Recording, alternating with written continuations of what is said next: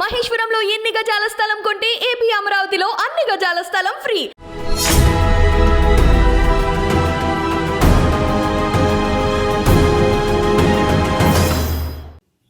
అందరికీ నమస్కారం.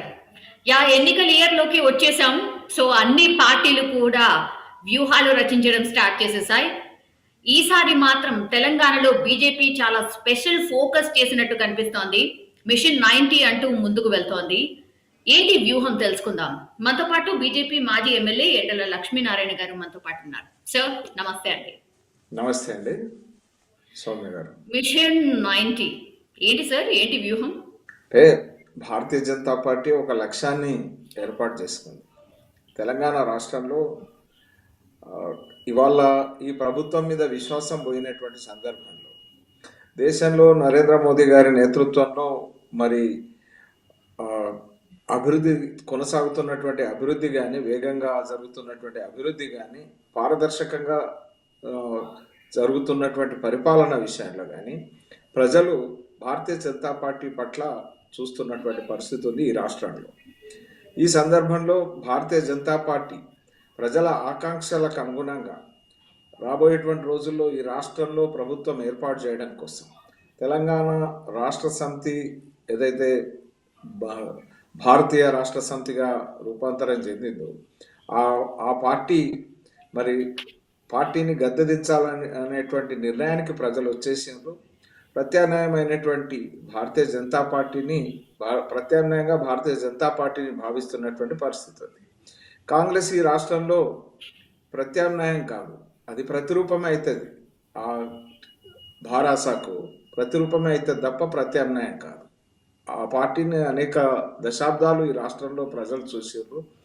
మరి ఇవాళ భారతీయ జనతా పార్టీ వైపు చూస్తున్నటువంటి పరిస్థితుల్లో భారతీయ జనతా పార్టీ తదనుగుణంగా మరి ఈ రాష్ట్రంలో ఉన్నటువంటి ప్రతి పోలింగ్ బూత్లో కూడా కేంద్రం చేసినటువంటి కార్యక్రమం దాన్ని మరింత బలోపేతం చేయడం కోసం కేంద్ర ప్రభుత్వం చేపట్టినటువంటి కార్యక్రమాలు, ఆ అభివృద్ధి ఫలాలు, ఆ బెనిఫిషియర్స్ వద్దకు వెళ్ళేటువంటి విషయం కానీ, అదే రకంగా మరి కార్యకర్తలను సమాయత్తం చేయడం కానీ, అట్టడుగు స్థాయి వరకు కూడా మరి విషయాలను ప్రజలకు చేరవేసేటువంటి దానికోసం పార్టీ క్యాడర్ను సన్నద్ధం చేస్తుంది.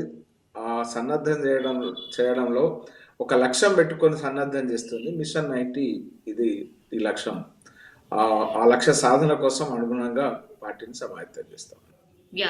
బహిరంగ సభలు నిర్వహిస్తున్నారు, పాదయాత్రలు నిర్వహిస్తున్నారు, వరుస సమావేశాలు కూడా నిర్వహిస్తున్నారు.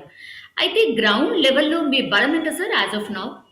గత ఎన్నికల వరకు Bharatiya Janata party third alternative, కానీ ఇప్పుడు ఈ రాష్ట్రంలో ఆల్టర్నేటివ్ అంటే గతంలో కాంగ్రెస్ టిఆర్ఎస్కు కాంగ్రెస్ ఆల్టర్నేటివ్ ఉండే, ఇప్పుడు భారాసాకు భారతీయ జనతా పార్టీ ప్రత్యామ్నాయం అనేటువంటి నిర్ధారణకు ప్రజలు వచ్చారు.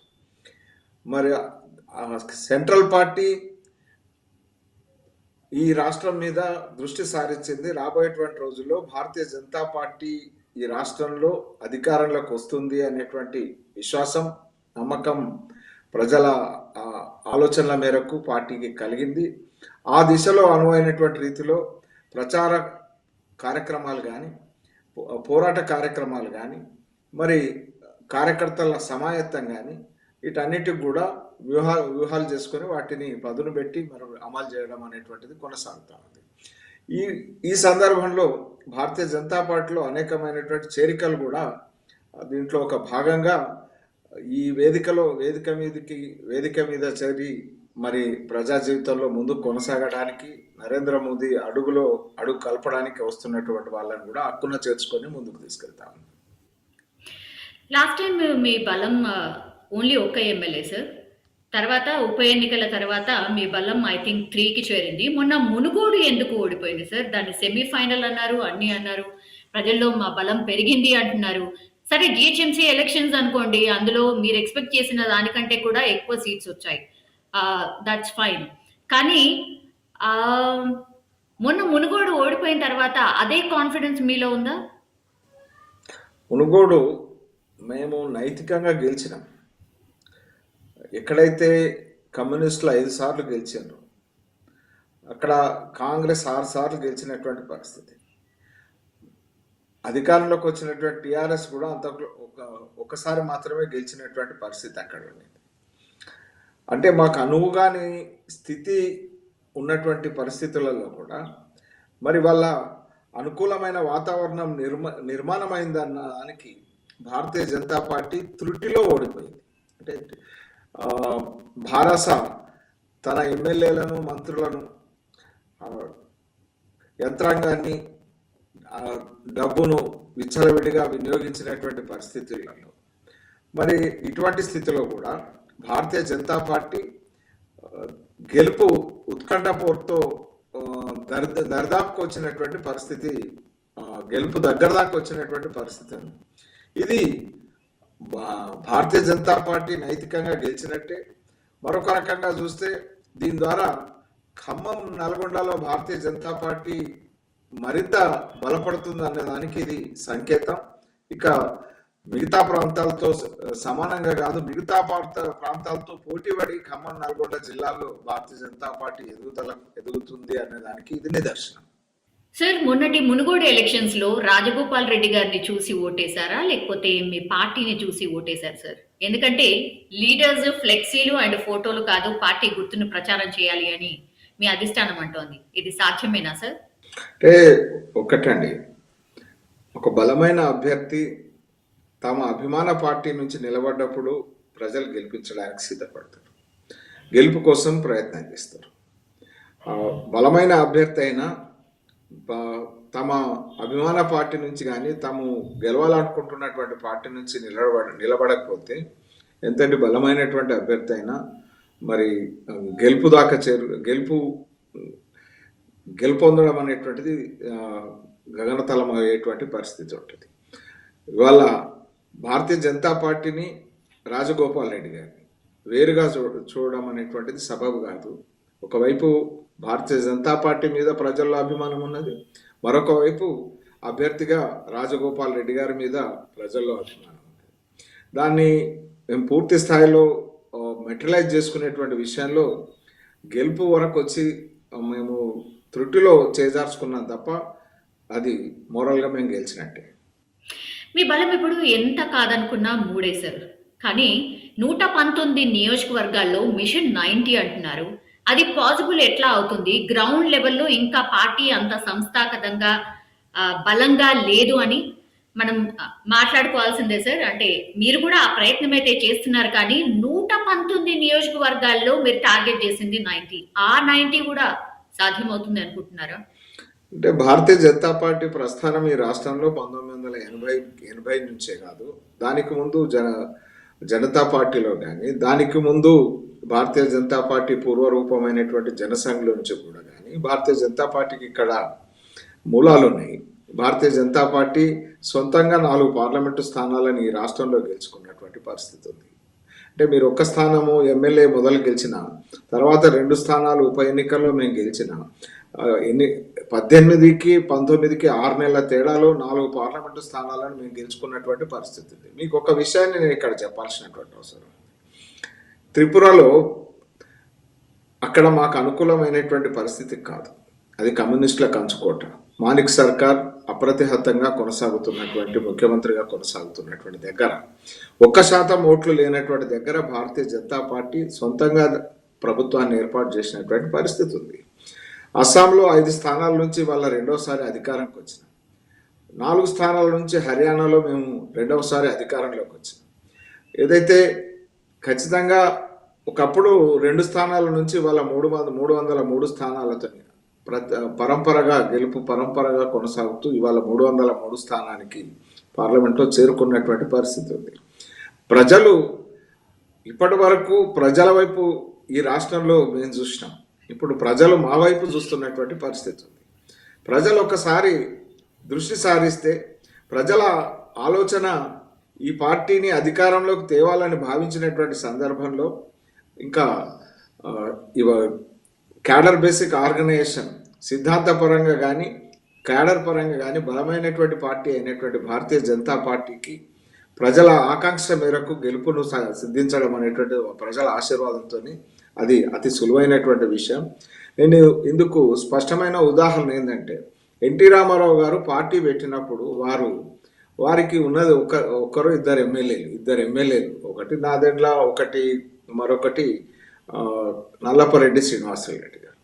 అంటే ఆ రాష్ట్రంలో ఉమ్మడి రాష్ట్రంలో స్పష్టమైన మెజార్టీతో అధికారంలోకి వచ్చారు. అంటే ప్రజలు మార్పు కోరుకుంటున్నారు.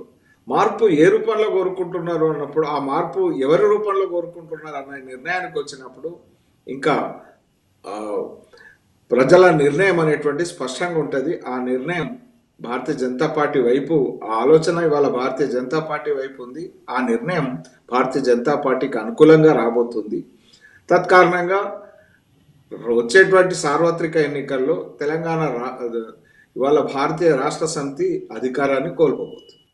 కానీ మీరు భయపెట్టించో ఇంకేదో చేసో రాష్ట్రాన్ని క్యాప్చర్ చేసుకోవాలని చూస్తారు, కానీ నిజంగా బీజేపీకి అంత సీన్ లేదనేసి ఇక్కడ ఉన్నటువంటి బీఆర్ఎస్ ఆరోపణలు చేస్తోంది. అంటే సిబిఐ కావచ్చు, ఈడీ కావచ్చు, ఇట్లాంటి అందరినీ దింపేసి భయపెట్టిస్తుంది తప్పించి గ్రౌండ్ లెవెల్లో అంత సినిమా లేదు బీజేపీకి అంటోంది. నిజమేనా సార్? అట్లనే చేస్తూ ఉంటారా మీరు? ఒక రాష్ట్రాన్ని క్యాప్చర్ చేసుకునే ప్రయత్నం ఇట్లా ఒక దిక్కేమో భయపెట్టిస్తూ ఉంటారు, ఇంకో దిక్కేమో మీ పార్టీని కొంత స్ట్రెంథెన్ చేసే ప్రయత్నం కూడా చేస్తూ ఉంటారు అనేది టాక్. భారతీయ జనతా పార్టీ పట్ల, దర్యాప్తు సంస్థల పట్ల ఈ భావన, అభిప్రాయం ఎవరికి ఉంటుందండి? తాము నేరం చేసినాము, తాము తప్పు చేసినాము, ఎక్కడ మా మెడకు చుట్టుకుంటుంది అన్నటువంటి భావన ఉన్న వాళ్ళు తాము కోల్పోతున్నటువంటి ధైర్యాన్ని తెచ్చుకోవడానికి ఈ రకంగా మాట్లాడతారు. దర్యాప్తు సంస్థలకు ఈ రాష్ట్రంలో భారతీయ జనతా పార్టీ మిషన్ 90కి సంబంధం లేదు. ఇక్కడ ఈ ప్రభుత్వం మీద కోల్పోయినటువంటి నమ్మకం, మా పార్టీ పట్ల, మా నేతల పట్ల, మా నాయకుడి పట్ల పెరుగుతున్నటువంటి విశ్వాసం, మరి ప్రజల్లో వచ్చినటువంటి ఈ మార్పు ఏదైతే ఉందో అది ఈ రాష్ట్రంలో మా గెలుపుకు కారణమవుతుంది.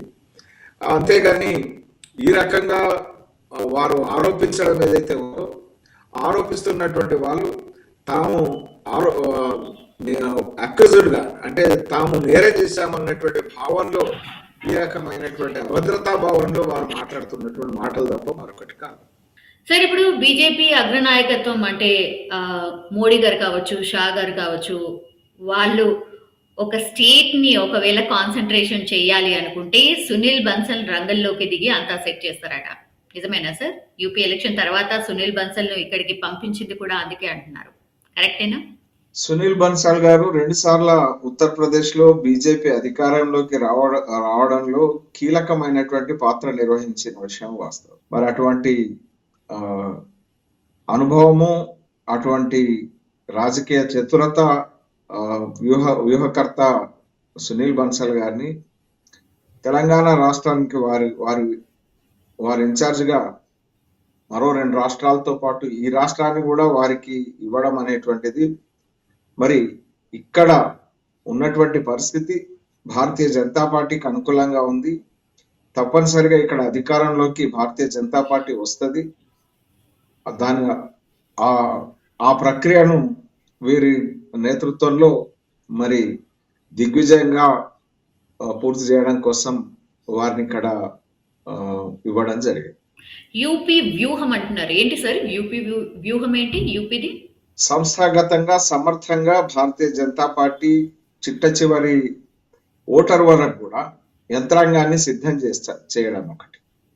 భారతీయ జనతా పార్టీ యొక్క ఈ 8.5 సంవత్సరాల పరిపాలన కింది వరకు ప్రతి ఓటర్ వరకు చేరవేయడం ఒకటి. ఈ ప్రభుత్వం యొక్క వైఫల్యాలు, తద్వారా ప్రజలకు జరుగుతున్నటువంటి నష్టాన్ని, ఈ రాష్ట్రం యొక్క దిశను మార్చడం కోసం ప్రజలు ఏ రకంగా వ్యవహరించాలనేటువంటి వారి ఆలోచనను మరింత, వారి చైతన్యాన్ని మరింత ముందుకు తీసుకుపోవడం అనేటువంటిది. అంతేకాకుండా రాజకీయంగా ప్రస్తుతం ఉన్నటువంటి సమీకరణాలలో కానీ, సామాజిక సమీకరణాలలో కానీ, మరి రాజకీయ సమీకరణాలలో కానీ, ఇతరత్తా మరి ఒక రాజకీయ పార్టీ వ్యూహానికి ఎన్ని హంగులు, ఎన్ని కోణాలు ఉంటాయో అన్ని కోణాల్లో పార్టీని ముందుకు తీసుకెళ్లడమే ఇది రాజకీయ చాణక్యం. ఆ చాణక్యం పుణికిపుచ్చుకున్నటువంటి వ్యక్తి మరి సునీల్ బన్సల్ గారు. ఇప్పుడు ఈ బీజేపీ రాష్ట్ర కార్యవర్గ సమావేశాలు ఏదో ప్లాన్ చేసినట్టున్నారు కదా సార్, 24 నుంచి 29 వరకు. సో ఆ ఫోకస్డ్ గా మీ ప్లాన్ ఏంటి సార్? అంటే జాతీయ కార్యవర్గ సమావేశాల తర్వాత అన్ని అన్ని రాష్ట్రాలకు సంబంధించినటువంటి రాష్ట్ర కార్యవర్గ సమావేశాలు జరగడం ఆనవాయితీ. ప్రస్తుతం మనం ఎన్నికల సంవత్సరంలో అడుగుపెట్టినాం. ఎన్నికల సంవత్సరంలో అడుగుపెట్టిన తర్వాత ఇది ఒకవైపు అన్డిక్లేర్డ్ ఎలక్షన్ ప్రారంభమైనట్టే. అటువంటి సందర్భంలో పార్టీలు మరింత వేగంగా మరింత వ్యూహాత్మకంగా ముందుకు పోవాల్సినటువంటి అవసరం ఉంది. ఇప్పుడు ఈ సందర్భంలో జరిగేటువంటి రాష్ట్ర కార్యవర్గ సమావేశాలు కీలకం కాబోతూ ఉంటాయి. ఆ కీలకమైనటువంటి సమావేశాలుగా మనం భావించవచ్చు. ముందస్తు ఎలక్షన్స్ ఉంటాయి అని అంటున్నారు. ఇంకా ఎంత ముందస్తు ఎలక్షన్స్ ఉండొచ్చు? 6 months లేదంటే యాజ్ పర్ షెడ్యూలే అని కొంతమంది మీ వాళ్ళే అంటున్నారు. భయం వేస్తోంది కేసీఆర్కి కాబట్టి ఆయన రారు అని మీరే అంటున్నారు. లేదు ముందస్తుకు వెళ్తారని మీరే అంటున్నారు. ఏంటి సార్ ఈ కన్ఫ్యూజన్? అంటే రాష్ట్ర ముఖ్యమంత్రి కేసీఆర్ అంతరంగం ఎవరికి అంతుపట్టండి. మనం చూస్తున్నటువంటి పరిస్థితుల్లో సౌజన్య గారు అంటే గతంలో ముందస్తుకు తయారై ముందుకు వెళ్ళాడు.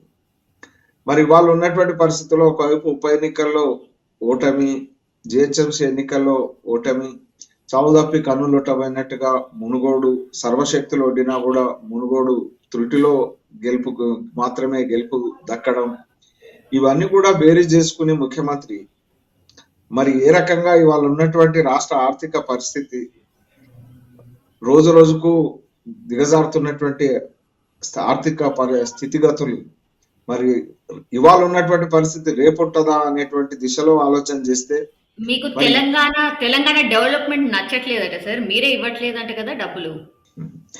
ఒకటండి, ఇవాళ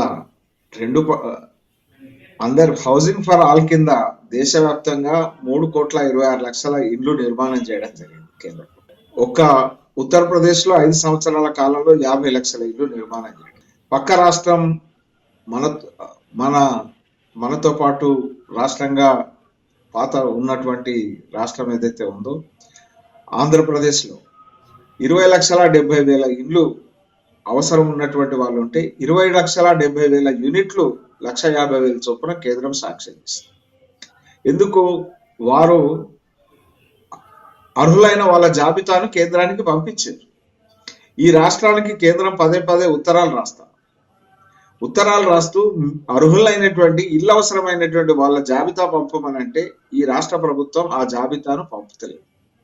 2 సార్లు దరఖాస్తులు తీసుకుంది, 2 సార్లు సర్వే చేసి మరి శాసనసభలో సంబంధిత మంత్రి 26,10,000 కుటుంబాలు ఇల్లు అవసరం ఉన్న కుటుంబాలు ఉన్నాయి. పక్కా ఇల్లు లేనటువంటి వాళ్ళు, ఇల్లే లేనటువంటి వాళ్ళు, అసలు చెట్టు కింద ఉన్నటువంటి వాళ్ళు ఈ రకంగా ఉన్నారు అనేటువంటి లెక్కలు చెప్పారు. ఈ లెక్కలు వాళ్ళ దగ్గర ఉన్నాయి. ఈ లెక్కలను కేంద్రానికి, ఈ దరఖాస్తుల వివరాలను కేంద్రానికి పంపమంటే మాత్రం పంపం. అంటే పేదలకు కేంద్రం ఒకవేళ తన వంతు వాటాగా 1,50,000 రూపాయలు ఇవ్వడం రాజకీయ దుర్బుద్ధితోని వీళ్ళకు నచ్చదు. దానివల్ల వచ్చేదానికి అడ్డుగా నిలుస్తున్నటువంటి తెలంగాణ ప్రజలకు ద్రోహం చేస్తున్నటువంటి ప్రభుత్వమే. 50 కోట్ల మందికి దేశంలో ఆరోగ్య భరోసా ఇచ్చేటువంటి ఆయుష్మాన్ భారత్ కార్యక్రమాన్ని ఎన్ని సంవత్సరాలు పెండింగ్ పెట్టిండ్రు. మరి పోరాటం చేస్తే దాన్ని అమలును నిర్వీర్యం చేస్తూ వ్యవహరిస్తా ఉన్నటువంటి ప్రభుత్వం ఇది. ఒక కుటుంబానికి 5 లక్షలు ఈ రాష్ట్రంలో 1 కోటి మంది ప్రజలకు, అతిపేదలకు ఉపయోగపడేటువంటి మరి ఆరోగ్య బీమా పథకం అది. మేము ఆరోగ్యశ్రీ ఇస్తున్నాం కదా, మాకెందుకు ఆయుష్మాన్ భారత్ అంటున్నారు?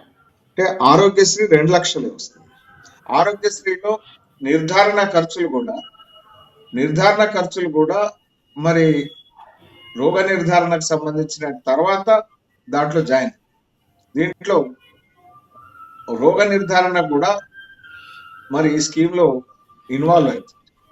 మరొక విషయం ఏంటంటే 5 లక్షలు కదా, దీంట్లో కరోనా అటువంటిది. ఆరోగ్యశ్రీలో 650 రకాల వ్యాధులకు చికిత్స ఉంటే దీంట్లో 1,321 రకాల వ్యాధులకు చికిత్స.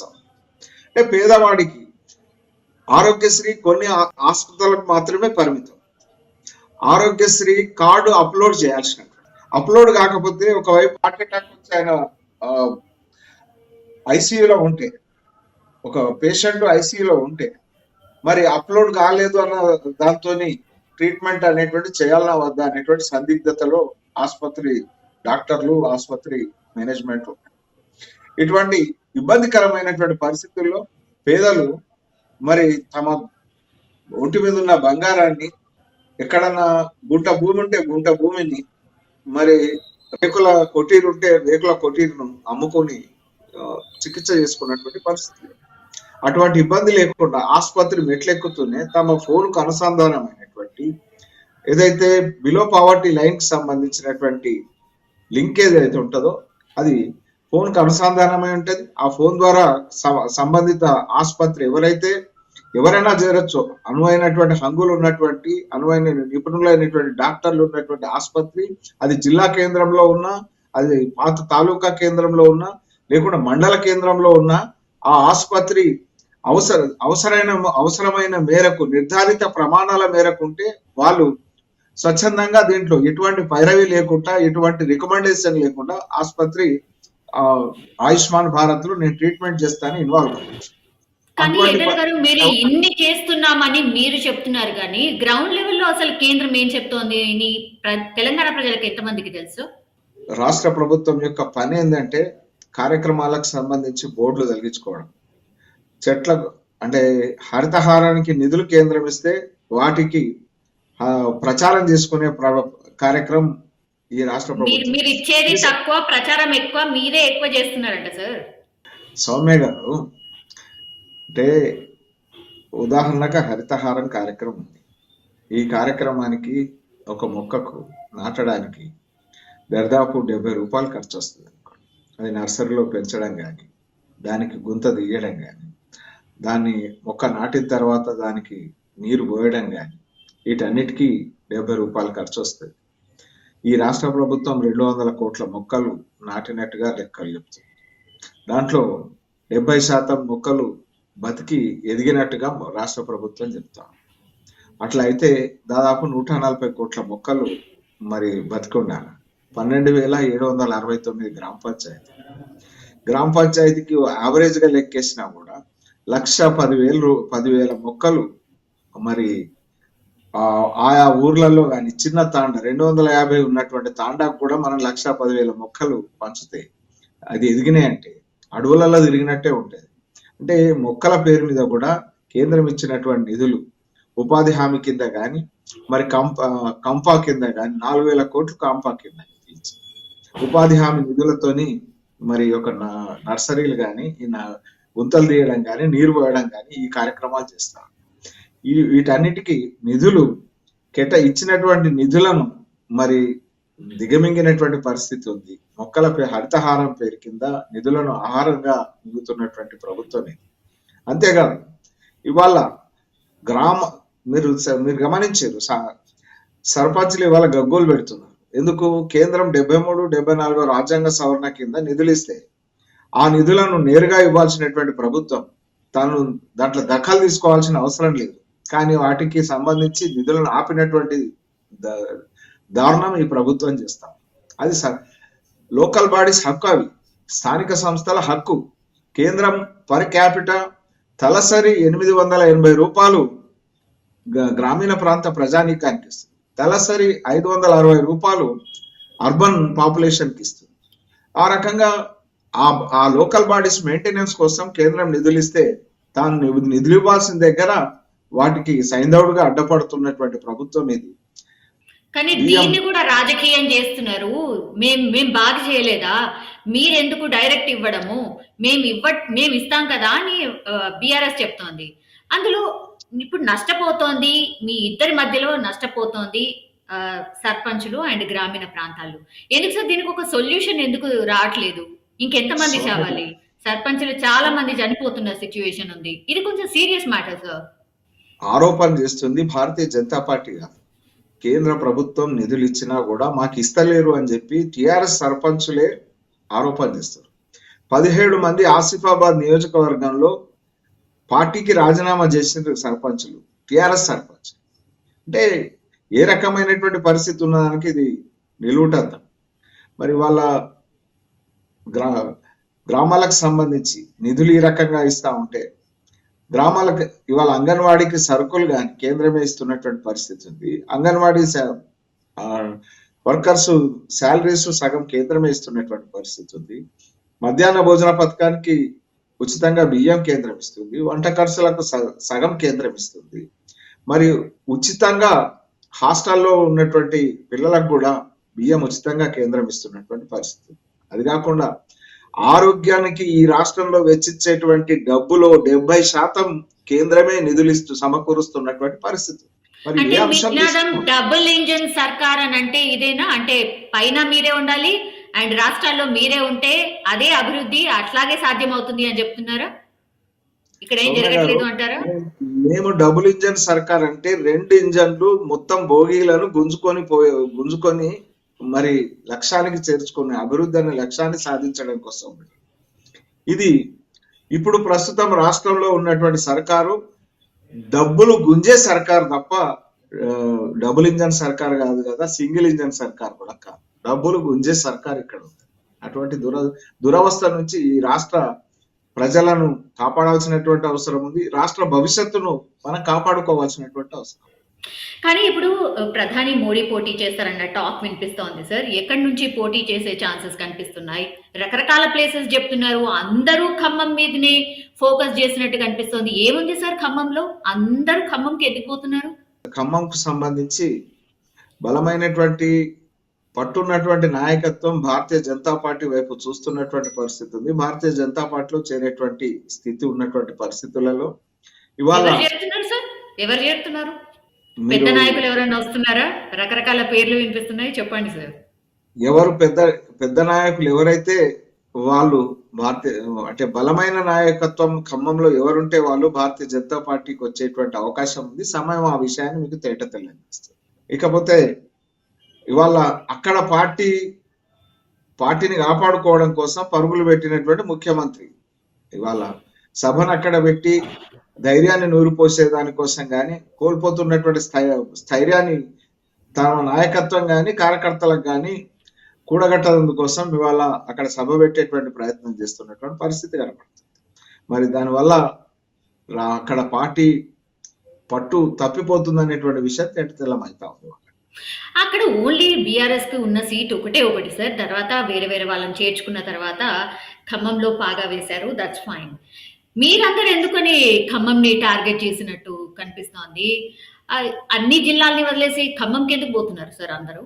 అంటే 2 స్టేట్స్ మీద ఇంపాక్ట్ ఉంటుంది అని అట్లేమన్నా ప్లాన్ చేస్తున్నారా అన్ని పార్టీస్? మేము అన్ని జిల్లాల మీద దృష్టి సారించినాం. దాంట్లో భాగంగా ఖమ్మం మీద కూడా దృష్టి సారించినాం. తత్కారణంగా మరి ఇవాళ భారతీయ జనతా పార్టీ వైపు అక్కడ ఉన్నటువంటి బలమైన నాయకులు భారతీయ జనతా పార్టీ వైపు ఆలోచిస్తున్నటువంటి పరిస్థితుల్లో ఉప్పొందినటువంటి బీఆర్ఎస్ నాయకులు తట్టాబుట్ట జరుపుకొని ఖమ్మంకి వెళ్ళినటువంటి పరిస్థితులు వెళ్తున్నాడు. ఇవాళ ఈ రకం ఖచ్చితంగా మాకు రాష్ట్రం 119 సీట్లు మాకు ప్రధానమే. 119 సీట్ల మీద భారతీయ జనతా పార్టీ పూర్తి శక్తిని వినియోగిస్తాం. కానీ చేరికల కమిటీ కూడా ఒకటి ఉంది మీకు. దానికి చైర్మన్ ఐ థింక్ ఈట్ల రాజేందర్ గారు కూడా. కానీ మీరు అనుకున్నంత నాయకులు ఎవరు చేరినట్టు కనిపించట్లేదు. ఎందుకని? అంటే ఎలక్షన్స్ కోసం అన్ని లాస్ట్ మూమెంట్ వరకు వెయిట్ చూస్తున్నారా లేకపోతే ఎట్లా సార్? ఆల్రెడీ మీ దగ్గర అంటే మిగతా వాళ్ళు కూడా ఎవరైతే గ్రౌండ్ లెవెల్ నుంచి మీతో పాటు ఉన్నారో ఈ ఉద్యమం టైం ఆర్ మీ పార్టీ బలోపేతం టైంలో ఎవరైతే ఉన్నారో వాళ్ళకి ఇంకా టికెట్స్ రావా? ఆల్ ఆఫ్ సడన్ ఎవరైతే ఎన్నికల మూవ్మెంట్ అప్పుడు వచ్చిండ్రో వాళ్ళకే ఇచ్చేస్తారా ఏంటి? భారతీయ జనతా పార్టీకి సంబంధించినటువంటి సీనియర్ నాయకులు కానీ, భారతీయ జనతా పార్టీకి సంబంధించి మరి కార్యకర్తలుగా అనేక సంవత్సరాల నుంచి పనిచేసినటువంటి వాళ్ళకి, అదే రకంగా కొత్తగా వచ్చేటువంటి వాళ్ళకి భారతీయ పార్టీ బ్యాలెన్స్ చేస్తుంది, సమతుల్యం. అంటే మేమే ఉంటాము అని అంటే మరి మిగతా ఈ పార్టీకి మిగతా వాళ్ళు వస్తుంటే ఈ సిద్ధాంతాన్ని విశ్వసించి ఈ పార్టీ ఈ నేతృత్వం అడుగు కలిపి మరి ప్రజల్లోకి వెళ్ళడానికి వస్తుంటే తప్పనిసరిగా స్వాగతించాల్సినటువంటి కర్తవ్యం భారతీయ జనతా పార్టీ నేతృత్వానికి ఉంది. భారతీయ జనతా పార్టీ దానికి అనువుగా మరి వచ్చే వాళ్ళు ఎవరు ఎవరు వస్తున్నారు, మరి ఎవరిని కలవాలనేటువంటి సందిగ్ధత అనేటువంటిది లేకుండా ఒక స్పష్టంగా ఒక కమిటీని వేయడం జరిగింది. అంటే సహజంగా రాష్ట్ర పార్టీ నేతృత్వాన్ని కలవడం అనేటువంటి మరి సంగ్రామ యాత్ర ఒకవైపు కొనసాగుతున్నటువంటి సందర్భంలో వారితో ఆలోచించి విచారించేటువంటి విషయంలో మరి సీనియర్ నాయకుడిగా అనుభవం ఉన్నటువంటి ఈటెల రాజేందర్ గారు ఆ కమిటీకి అధ్యక్షత వారి నేతృత్వంలో కమిటీ వేయడం జరిగింది. మరి దీన్ని పార్టీలోకి వచ్చే వాళ్ళను మరి హక్కున చేర్చుకోవడం అనేటువంటిది పార్టీ నిర్ణయం. మరి ఇది ప్రజల కోసమే, ప్రజల్లో అభిమానం ఉండి ప్రజలకు సేవ చేయాలనేటువంటి తపనతో వచ్చే వాళ్ళని చేర్చుకోవడం కోసం ఈ రకంగా చేరికల కమిటీ. అంతే తప్ప భారతీయ జనతా పార్టీ దగ్గర సమర్థత ఉన్నది. మరింత బలాన్ని చేకూర్చుకోవడం కోసం వచ్చే వాళ్ళని చేర్చుకోవడానికి మేము సిద్ధంగా. రాష్ట్ర నాయకుడు, రాష్ట్ర అధ్యక్షుడు మారబోతున్నారు అన్న టాక్ కూడా చాలా వినిపిస్తోంది sir. Alternate day I think మొన్నటి నుంచి ఎవ్రీ ఆల్టర్నేట్ డే ఈ వార్త ఉంటుంది. ఏది లేకుండానైతే డినై చేయొద్దు సార్, ఏది లేకుండానైతే ఈ వార్త రాదు. ఈట్ల రాజేందర్ గారే ఉండబోతున్నారు అనేది కూడా ఒక టాక్ ఉంది. సో ఏంటి సార్? పార్టీ టెన్యూర్ అంటే 3 years టెన్యూర్ పూర్తవుతున్నటువంటి సందర్భంగా అన్ని స్థాయిల్లో కూడా అన్ని స్థాయిల్లో జిల్లా కమిటీలు కానీ, మండల కమిటీలు కానీ, రాష్ట్ర కమిటీలు కానీ, మరి అఖిల భారత కమిటీ కానీ, ఇవన్నీ కూడా మరి మరో టెన్యూర్ కోసం రెన్యువల్ కావాల్సిన అవసరం ఉంది. లేకపోతే ఆల్టర్నేటివ్ తోని రావాల్సినటువంటి అవసరం. ఇది భారతీయ జనతా పార్టీ సంస్థాగత ప్రక్రియ. ఆ ప్రక్రియ ఆ టెన్యూర్ పూర్తయినటువంటి సందర్భంగా సహజ అంటే రాజకీయాల్లో ఇటువంటి ఊహాగానాలు అనేటువంటి సహజమైనటువంటి విషయం. భారతీయ జనతా పార్టీ సిద్ధాంతం కోసం, భారతీయ జనతా పార్టీ ఎజెండా కోసం కార్యకర్తలు క్యాడర్ బేసిక్ ఆర్గనైజేషన్ గా కృషి చేస్తారు. నేతృత్వం ఎవరు వహిస్తారు అనేటువంటి దాని విషయంలో పార్టీ నాయకత్వం ప్రజల కార్యకర్తల మనోభావాల ఆధారంగా నిర్ణయిస్తారు. ఎవరు నాయకులు అనేటువంటిది ఎవరైనా కానీ అదే తీరున పనిచేసేటువంటి మనస్థితి భారతీయ జనతా పార్టీ కార్యకర్తలు. అందుకని ఈ విషయంలో చర్చ అనేటువంటిది రాజకీయాల్లో ఊహాగానాలు, మీడియా ఈ రకం చర్చించడం అనేది చాలా సహజమైనటువంటి విషయం. దాని మీద నేను ఇంకా ఆ చర్చలోకి నేను పోవాల్సినటువంటి అవసరం. ఓకే సార్, మీరు చెప్పకనే చెప్పినట్టున్నారు. మేబీ ఉండొచ్చు, ఉండకపోవచ్చు, మోస్ట్లీ ఉండొచ్చు అని నాకైతే అర్థమైంది. ఏదైతే భారతీయ జనతా పార్టీని బలోపేతం చేసేటువంటి విషయంలో బండి సంజయ్ గారు ప్రజా సంగ్రామ యాత్ర రూపంలో ఒక కార్యక్రమం తీసుకోవడం జరిగింది. అనేక బహిరంగ సభలను నిర్వహించడం అనేటువంటిది దిగ్విజయంగా నిర్వహించడం అనేటువంటిది జరిగింది. భారతీయ జనతా పార్టీ పోరాటం సంజయ్ గారి నేతృత్వంలో సమర్థవంతంగానే పోరాటం చేస్తున్నటువంటి పరిస్థితి ఉంది. ఇవాళ అధికారం కోసం భారతీయ జనతా పార్టీ కొట్లాడుతున్నారు. ఈ అధికార పార్టీ యొక్క దాష్టికాల మీద కొట్లాడుతూ ఉంటారు, ప్రజల పక్షాన పోరాటం చేస్తారు.